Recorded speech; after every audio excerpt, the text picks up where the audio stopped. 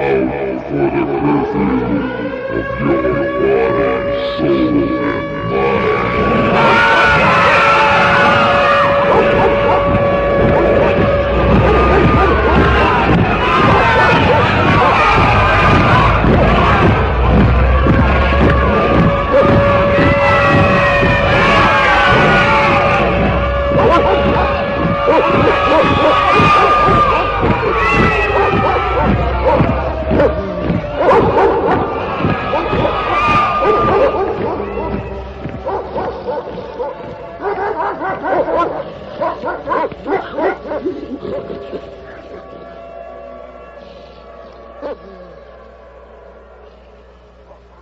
Welcome once again, folks, to the Hour of the Time and our ongoing series of the exposure of the origins, the history, the doctrine, and the identity of Mystery Babylon.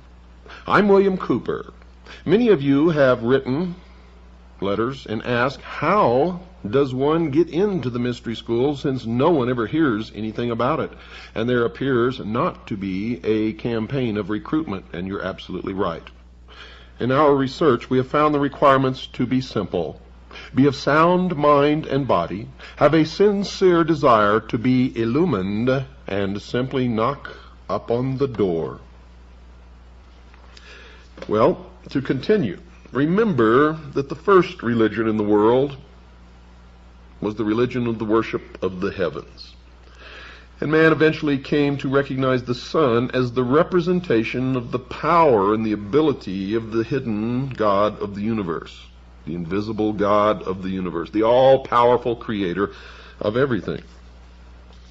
But man, as he gained his intellectual ability, began to look toward himself, toward the intellect as that God, and the sun, the representation of what used to be the invisible God of the universe, then became the representation of the intellect, the light, Lucifer. And man began to worship the Luciferian philosophy. He believed, these people who call themselves the guardians of the secrets of the ages, and still believe, that man was held prisoner in the Garden of Eden by an unjust, vindictive, and very cruel God, the God of the Bible, and that he was set free from the bonds of ignorance through the gift of intellect given to him by Lucifer through his agent Satan. Now, many people believe that Lucifer and Satan are the same individual entity, and they may be. I don't know the answer to that. I just know what the mystery schools believe, and I know what I personally believe, and what I personally believe doesn't have any bearing on anything. Knowledge, the truth, is what counts, and that's what we're trying to get to the bottom of here. Now, eventually, this philosophy of worshiping the intellect, or wisdom, or the mind, became known as Gnosticism. And the followers of Gnosticism began to be known as the Gnostics. An extraordinary number, folks, of exceedingly bizarre talismans and inscribed stones bear witness to the power of the secret Gnostic organizations which flourished in various forms during the few centuries immediately before and after the rise of Christianity in the Middle East. You see, one of the oddest emblems of these schools was the figure of Abraxas. Now, that's a human body clothed in a Roman soldier's garb, wielding a battle axe as if threatening an enemy. Now, in its left hand, it carried an elliptical shield upon which the words of power Iao and Sabaoth were sometimes written. The head of this fearsome being was that of a cock with open beak. Now, that symbolized the rising of the morning sun, because the cock crows with the sunrise. For legs, it had twin serpents. The serpent throughout history has always been a symbol for wisdom, the gift of intellect, coiling to either side. Underneath the figure sometimes lay a conventionalized thunderbolt. Now, who was Abraxas? His name, in accordance with Kabbalistic computation, is decoded to mean 365.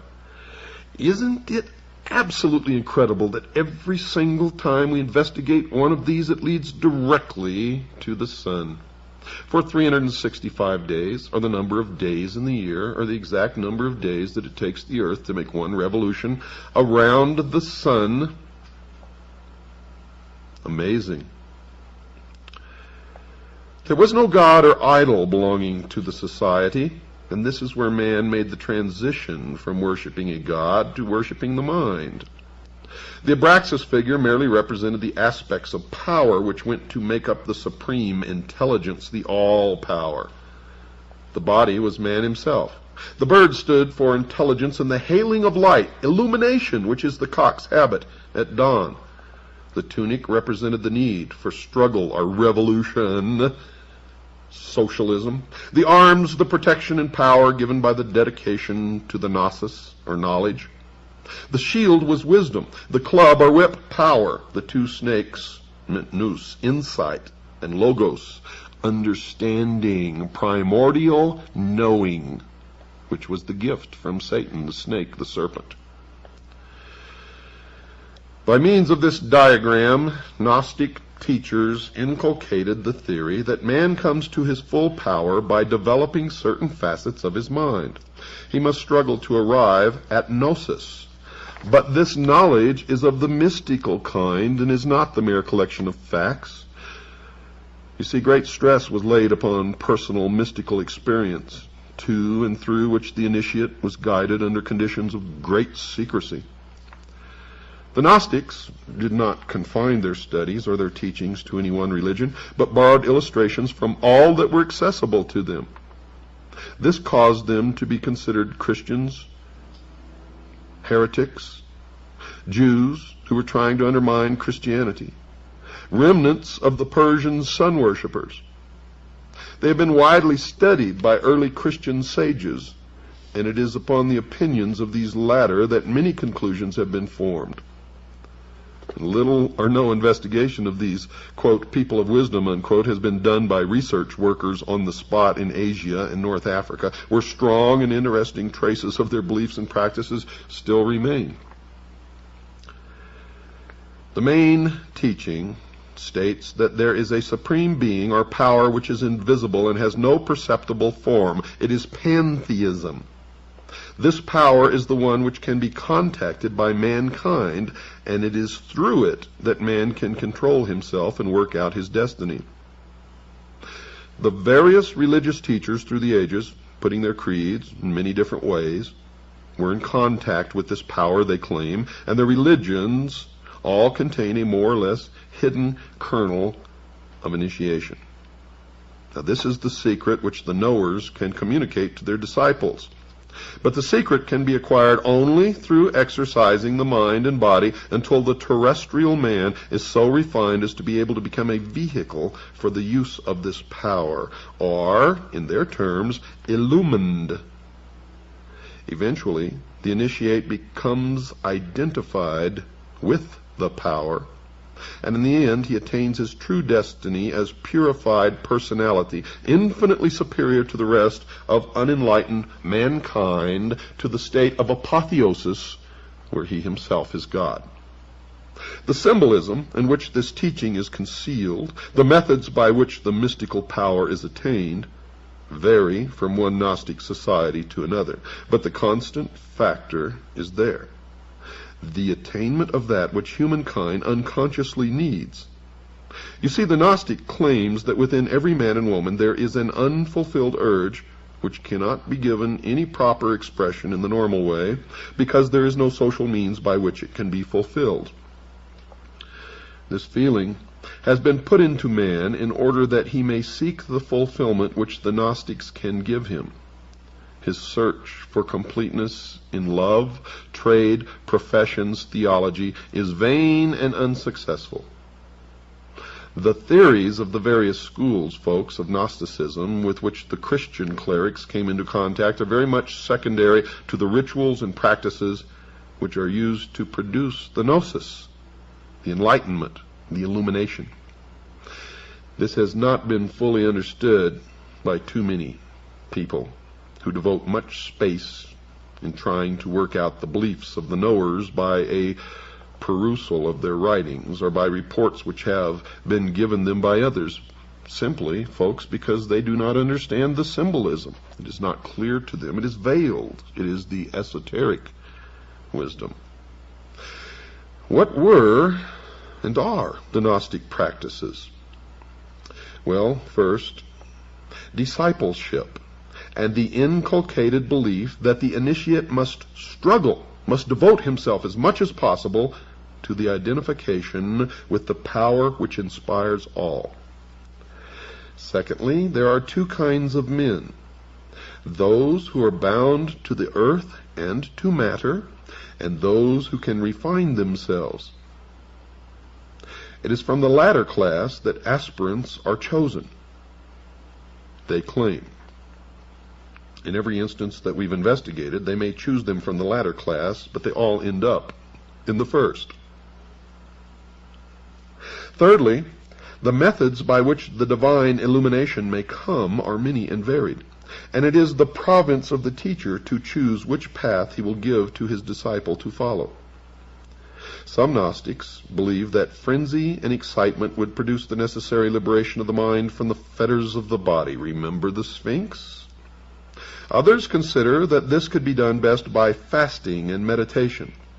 Present-day Gnostic practice in the East has it that different methods suit different temperaments. And this could be one cause for the historical confusion as to which branch of heretics practiced what. The Gnostics believed themselves to be intellectual aristocrats. Their knowledge was only for the few who were ready to receive it, and that's why they do not recruit. You must knock at the door, and you and only you know when you're ready to receive it. And this is what made them a secret cult, not the fear of persecution. They had their own passwords and shaking hands. They tickled the palm as an identification signal, and they helped one another in every conceivable way, just as Freemasons do today. For they are one and the same, as they have always been one and the same with all the different versions of the mystery throughout the ages. Now, some say that they could not be called pantheists because they considered that the doctrine was secondary to the experience of religion, and the theologians and ordinary priesthood of any religion did not approve of that. They were not, in fact, a religion like most others, because they stressed the importance of the individual before that of the community. Those who were more enlightened were more important in every possible way because they were valuable, refined aristocrats. At the same time, they taught that providing the well-being of the Gnostics was assured. So was that of the community at large. And this meant that they could subscribe to the outward doctrines of any religion and could continue to operate under many different political religious systems. Gnosticism profoundly influenced men's minds, even in Europe, up to and after the Middle Ages, and its basic way of thinking is probably an underlying factor in other secret societies whose members would be surprised to know it, because the pyramidal organizational structure of the membership of these organizations means that nobody below the top, the very top, really knows anything of the true religion and goals of the society to which they belong. And so these people could truly be said to be the greatest group of followers and fools in the history of the world. For they think that they are illumined, but in fact, they are never given any real secrets, and only those at the top truly know what is really going on. Terrible obscenities and other crimes have been laid at the door of the Gnostics by the early ecclesiastical writers, although there is little doubt that some of them did believe in mass ecstasy. It seems unlikely that their secrets were well enough known to enable the commentators to assess them. And in most cases, whenever the commentators tried to assess them, they were assessing the exoteric, or the appearance, but not the esoteric, or the real truth of the object of the worship of the Gnostics. The belief that certain special men could control their destiny and obtain extra powers through dedication to Gnostic practices meant that inevitably there was a belief in magic. Remember on previous shows we discussed that belief in magic? Magic is real, folks. I have seen it work. It is not to be played with or laughed at or scoffed about. It is dangerous, extremely dangerous. The myriad Gnostic gems, or inscribed stones decorated with serpents, Kabbalistic names, and the rest, are more likely to be proofs of initiation and talismans than mere identification tokens presented to ensure admission to meetings, as some authors have thought. The reason for supposing this is that, one, the gems are very similar in many respects to talismans in use by other communities, including the Egyptians, and two, they can often be interpreted as containing magical messages or diagrammatical invocations. Ethically speaking, Gnostic belief is that there are two principles, that of good and evil. A balance must be struck between these forces, and the balance is in the hands of the Gnostic, the knower, partly because nobody else can tell whether an action is for the eventual good of the individual or the community. And this secret knowledge comes through the mystical insight which the supermen Gnostics attained. There's that reference to a super race or a superman again, which always crops up with these people, as it did with Hitler and many others. The rise of individuals who wrongly believed that they had attained to gnosis, all knowledge, some of whom were leaders of Gnostic societies, produced very notorious characters. Those who followed the way of the Ophite branch glorified the serpent who tempted Eve, and they still do that today. They did this because this snake, by his actions, brought knowledge into the world, gave man the gift of intellect, the use of which will bring him to the state of apotheosis, where man himself will be God.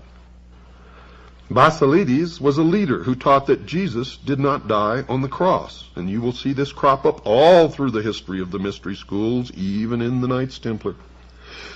Since matter and material things were considered to be a part of the inferior non-spiritual world, the sect known as the Cainites called upon everyone to destroy those things which belonged to the world, and they called themselves the Destroyers, and their god is the Destroyer.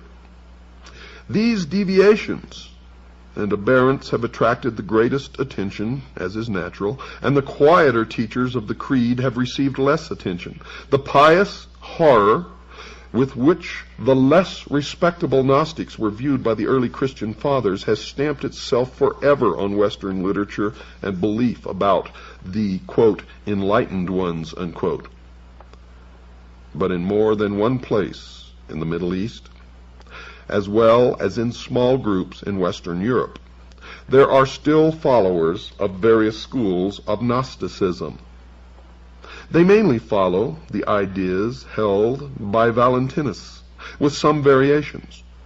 And this school teaches its initiates that matter is more evil than good, that man must be purified by mental concentration, that after death man will rejoin that from which he has been severed, and will be unified with those whom he loves in the great intelligence. They also believe that all matter will eventually be destroyed by fire. And if they have their way, that could be absolutely true. The Mandeans, a small but tenacious community which dwells in Iraq, follow an ancient form of Gnosticism, which practices initiation, ecstasy, and some rituals which have been said to resemble those of the Freemasons. And of course they do, because they are. In every Masonic temple you will see somewhere up on the wall a big letter G. And you will see it in their symbology, in their books. You will see this letter G.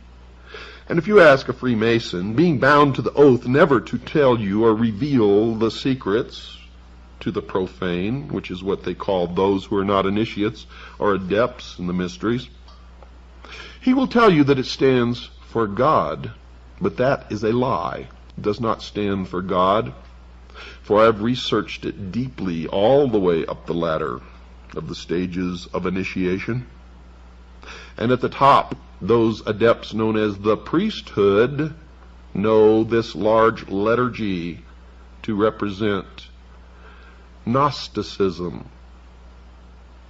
And it is an admission that they are indeed the recipients of the ancient Gnostic. They are Gnostics, and they are looking to attain the Gnosis, through which they will receive apotheosis. And they believe that they are the only ones in the world who possess truly mature minds, and thus are the only ones in the world capable of ruling the rest of us, whom they refer to as cattle. Cattle. Well, it's time to take a break, folks. Don't go away. I'll be right back after this very short pause.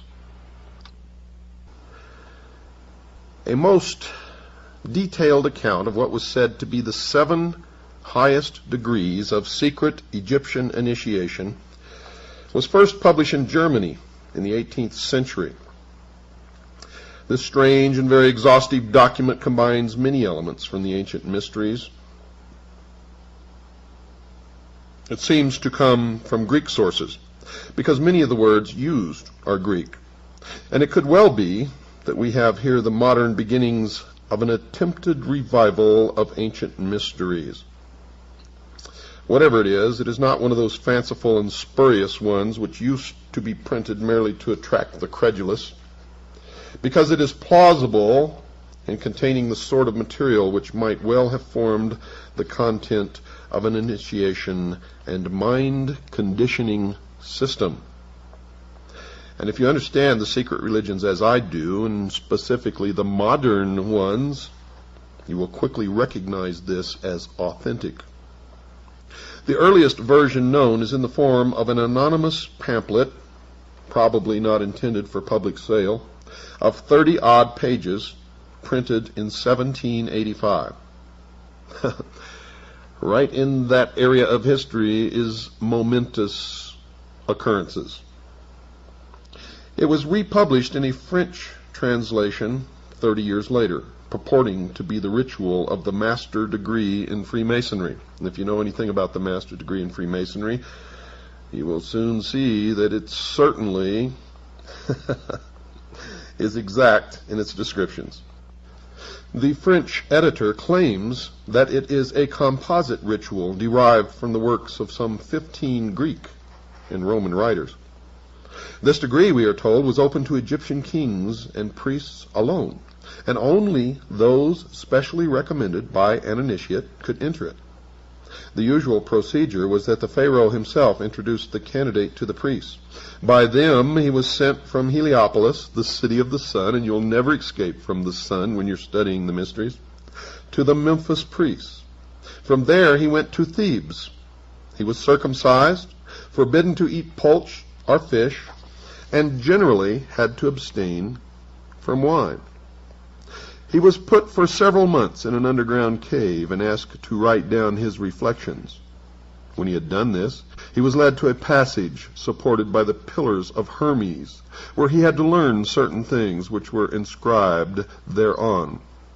As soon as he was word perfect, the Thesmorphus, or the introducer, came to him with a strong whip to keep the uninitiated or the profane at bay. He was blindfolded and his hands bound with cords. Now follows the procedure from the first degree of the select body. The candidate was led to the gate of men, where the introducer touched the shoulder of an apprentice, Portophorus, standing there on guard. He in turn knocked on the gate, which was opened. When the aspirant entered, he was questioned on various matters by the Hierophant, after which he was led around the Barantha in an artificial storm of wind, rain, thunder, and lightning. If he showed no sign of fear, Menes, the expounder, explained the laws of the Krata Rapoa, to which he had to agree. He was then taken in front of the Hierophant, made to kneel, and vowed fidelity with a sword point at his throat. As witness, he called upon the sun, moon, and stars. And where have you heard that before? His eyes were then unbandaged, and he was placed between two spare pillars called bateles, where lay a ladder of 7 steps, behind which were 8 doors of different metals of gradually increasing purity. The Hierophant, then addressing those present, as many Musai are children of the work of celestial investigation, exhorted them to govern their passions and fix their thoughts upon God. Now the sun, the moon, and the stars, you should know by now, represent the doctrine, the church, and the initiates. The sun, of course, is the doctrine, the moon is the church, and the stars are the body of initiates, or the 1,000 points of light. The candidate was taught, folks, that the latter symbolized the wanderings of the soul. He was told the causes of wind, thunder, and lightning, and given other valuable information, such as medical lore. He was given the password of recognition of this degree, which was, and I spell it because I don't know the correct pronunciation, A-M-O-U-N, meaning secrecy. He was taught a grip, given a pyramidal cap, and an apron called xylon. Around his neck was a collar, and he wore no other clothes. His duty was to guard the gate of men in his turn. The Portophorus was now able, after showing his devotion, to proceed to the 2nd degree. Following a prolonged fast, he was taken into a dark chamber called Endymion, the Invitation Grotto. He was now of the degree of Neocorus. Handsome women brought him dainty food. They were the wives of the priest, who endeavored to excite his love. If he resisted these advances, he was further lectured by the master of ceremonies, and led into an assembly, where the stolista, or water-bearer, poured water over him. Then a living serpent was thrown at him. The whole room was full of snakes to test his courage. He was then led to 2 high pillars, between which stood a griffin driving a wheel before him.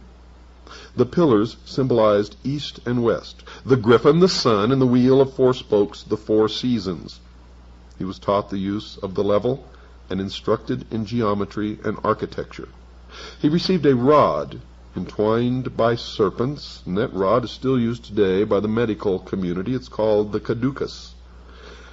And he received the password Heave, meaning serpent, and was told the story of the fall of man. The sign consisted in crossing the arms over the chest, and his duty was to wash the pillars. Now, when the initiate was initiated into the 3rd degree, the member was given the title of Melanophorus. He was led to an anteroom, over whose door was written, Gate of Death. The room was full of copies of embalmed bodies and coffins. Here, too, were a number of dissectors, embalmers, and so on. In the center stood the coffin of Osiris. The Melanophorus was asked if he had had a hand in the assassination of his master. On his denying the question, he was seized by 2 tapaxites, or men who buried the dead, and led into a hall where he found all the other Melanophores clothed in black. The king himself, who always was present on these occasions, addressed him in an apparently friendly way, begging him, if he did not feel courage enough to undergo the test now to be applied to him, to accept the golden crown he was offering him. Well, he had already been coached to refuse the crown and tread it underfoot. At this insult, the king called for revenge. Raising his sacrificial axe, he touched the head of the initiate. And in one famous initiation, the king actually beheaded the man. The two corpse carriers threw him on the ground, and the embalmers wrapped him in bandages. All who were present wept. Now he was led to a gate over which was written, Sanctuary of the Spirits. Now the initiate was not supposed to be beheaded in that one famous initiation. And I don't know what they chalked that up to. Now, standing before the gate, the initiate waited. On its being opened, thunder and lightning struck the apparently dead man. Charon received him as a spirit into his boat and carried him to the judges of Hades. Pluto sat on his judgment seat, while Rhadamanthus and Minos, as well as Aethon, Nicreus, Alastor, and Orpheus, stood beside him. Very severe questions were put to him as to his former life, and finally he was sentenced to remain in these subterranean vaults. Now remember, this is an initiation, which sometimes lasts for months and even years. The bandages were removed, and he was told never to desire blood, never to leave a corpse unburied, and to believe in the resurrection of the dead and the judgment to come. Now remember, this is long centuries before Christianity. He was taught coffin decoration and the peculiar hierogrammatical script. The sign was an embrace to express the days of wrath. He was kept in these underground chambers until thought fit to proceed to a higher degree. These, quote, days of wrath, unquote, generally lasted for a year and a half, until the initiate was ready for promotion to the 4th degree. The Battle of the Shades. He was handed a sword and a shield and taken through dark passages. He met certain persons presenting a frightful appearance, carrying torches and serpents. He was attacked with the cry of Panis. He defended himself bravely, but was always taken prisoner. His eyes were bandaged and a cord placed around his neck. Dragging him into a hall, the specters disappeared. He was led into the assembly of initiates, and his eyes unbandaged. Before him he saw a magnificent hall decorated with beautiful paintings.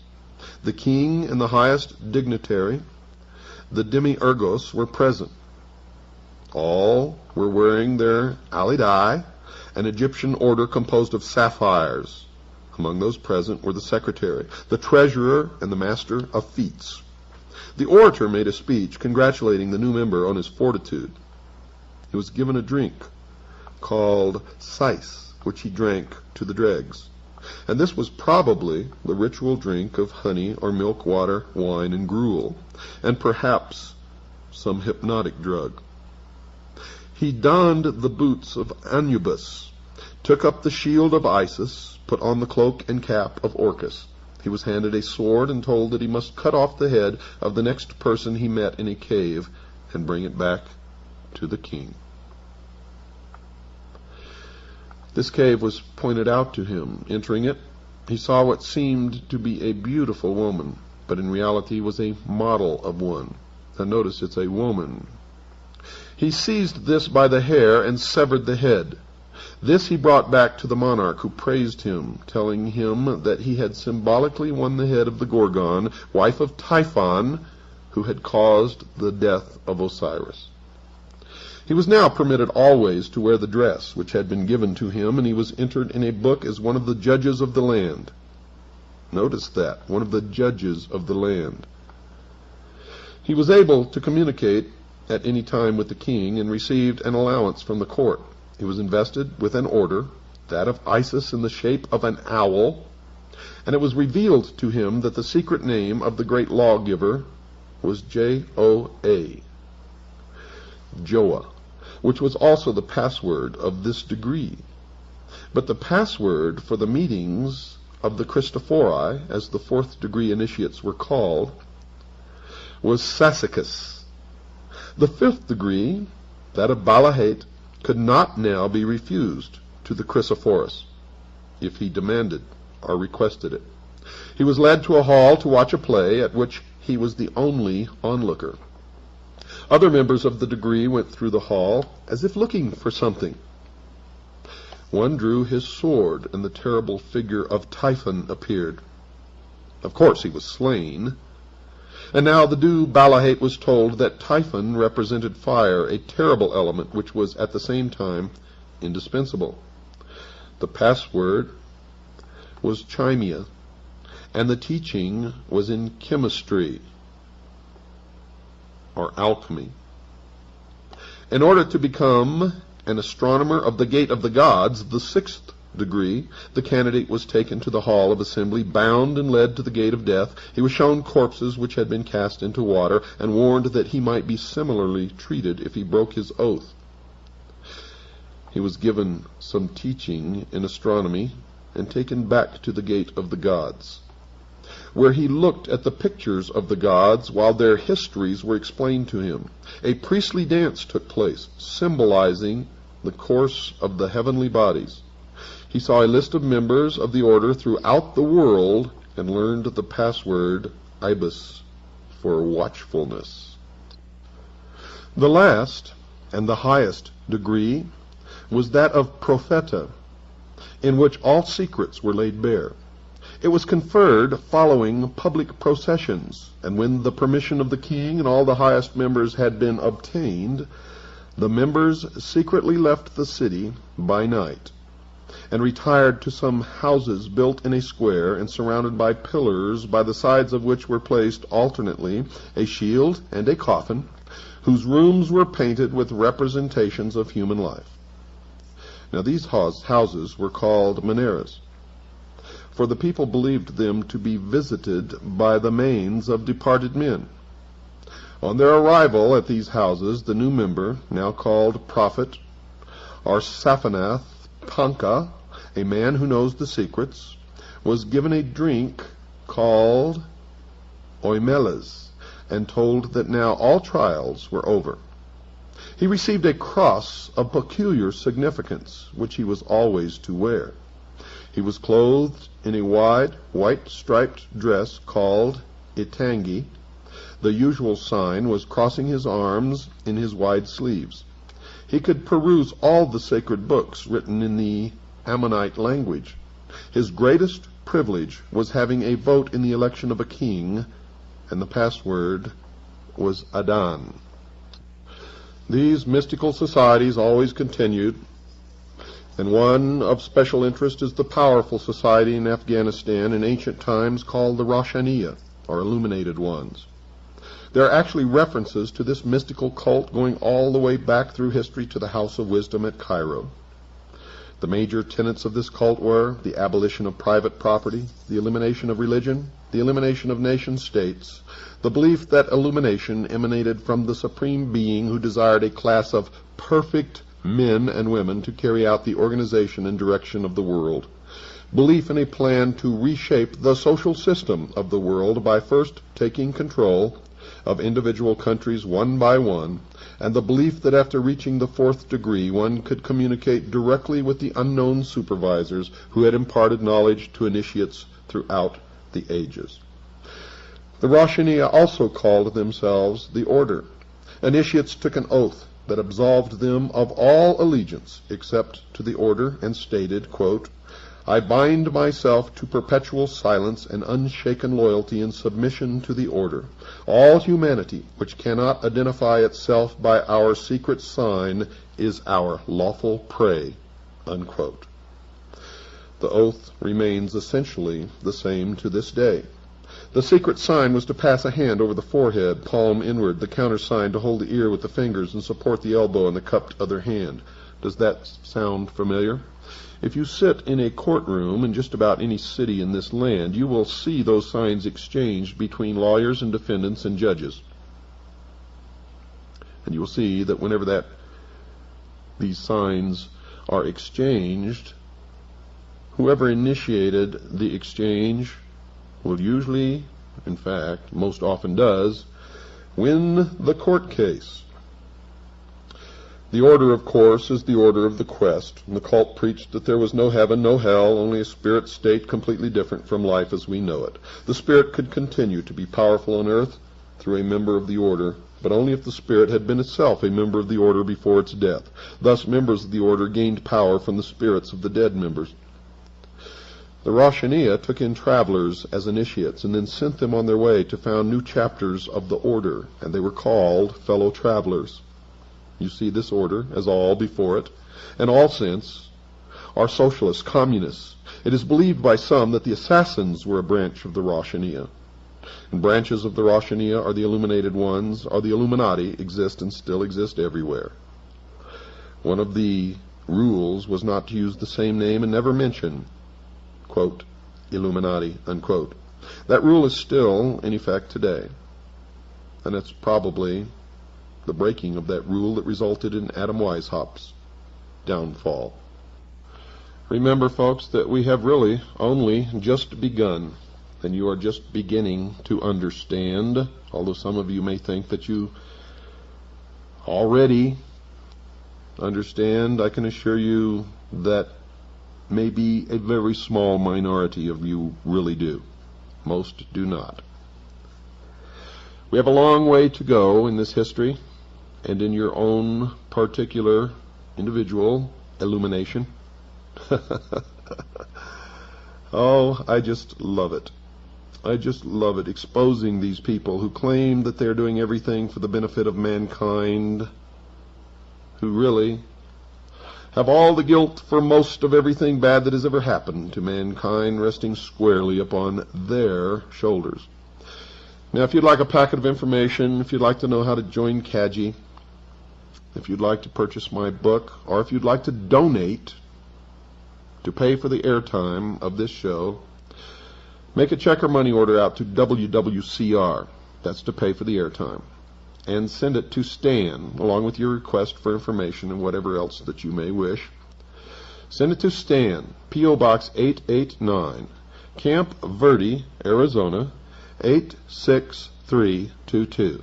That's Stan, P.O. Box 889, Camp Verde, Arizona, 86322. Or you can call Stan and talk to him on the phone. He's a really wonderful guy. You'll enjoy it. Call him at 602-567-6109. That's 602-567-6109. Next time, folks, we're going to talk about the old man of the mountain.